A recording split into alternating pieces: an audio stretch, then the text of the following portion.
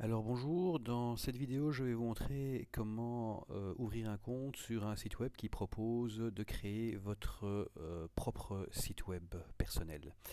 Alors il en existe toute une série dont celui que j'utilise le plus c'est Always Data, que vous retrouverez assez facilement si vous lancez une recherche Google avec les mots-clés Always Data, voilà l'hébergement ici.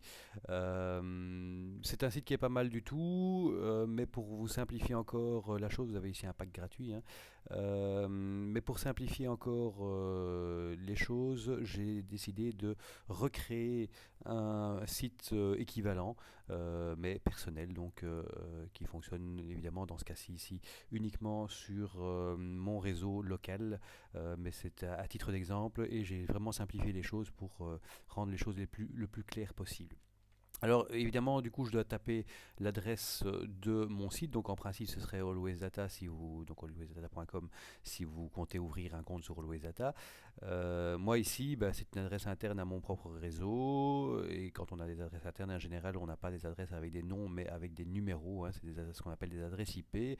Et l'adresse de mon serveur sur lequel j'ai installé donc ce type de service, c'est 192.168.1.20. Ça c'est l'adresse donc de mon serveur. Vous évidemment vous tapez alwaysdata.com si vous êtes sur un serveur, enfin si vous voulez ouvrir un compte sur ce genre de serveur, ou toute autre adresse évidemment chez un concurrent. Alors évidemment, il vous demande comme dans tous les services de ce style, il vous demande de donner un nom. Donc oui, non, c'est plutôt Dupont. Voilà, Jean. Le nom d'utilisateur, eh bien, Dark Vador par exemple. Alors c'est le nom, pas d'utilisateur, oui, enfin il servira aussi comme nom d'utilisateur, mais bien souvent il servira, enfin ici il va surtout servir au nom du compte. Vous allez voir, ça va être réutilisé pour vous connecter, mais ça va aussi être réutilisé généralement pour accéder à votre espace web personnel. Alors ben, on met un mot de passe, hein. Là, c'est au choix, mais il faut évidemment le retenir. Et puis une adresse email. Voilà.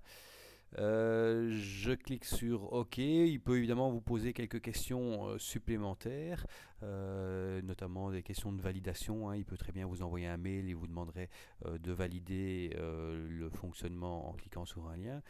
Mais globalement, vous vous retrouvez systématiquement en fin de parcours avec ce genre de tableau comme vous l'avez ici. Bon, évidemment, je vous dis, il y a souvent beaucoup plus d'informations, mais il faut retrouver dans les informations qu'il vous donne, et il vous les donnera, les informations suivantes, à savoir votre nom d'utilisateur, qui est bien souvent donc le nom que vous avez choisi dans l'écran précédent, votre mot de passe, ici j'ai donné un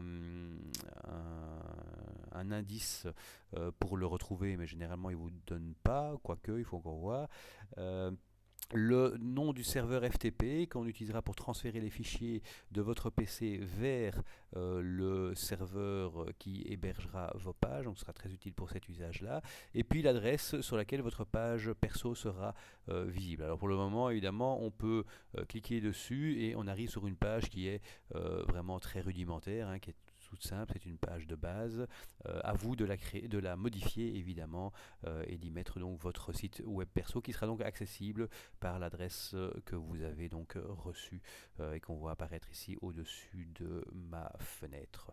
Voilà, c'est comme ça qu'on crée donc un espace web perso. Vous voyez que ça n'a rien de très compliqué, et donc les informations importantes à recevoir, c'est le nom d'utilisateur, le mot de passe, le serveur FTP et l'adresse de votre page perso. Ce sont les principales informations que vous devez en tirer. Si vous voulez voir le fonctionnement de tout ça, eh bien, je vous invite à consulter les autres vidéos, et principalement les vidéos sur FileZilla, donc transférer les fichiers avec FileZilla, et la vidéo sur l'utilisation d'un client FTP avec Notepad++, puisque ce sont les deux logiciels qui sont assez intéressants à utiliser pour transférer nos fichiers sur le serveur. Voilà, je vous remercie de votre attention et à bientôt.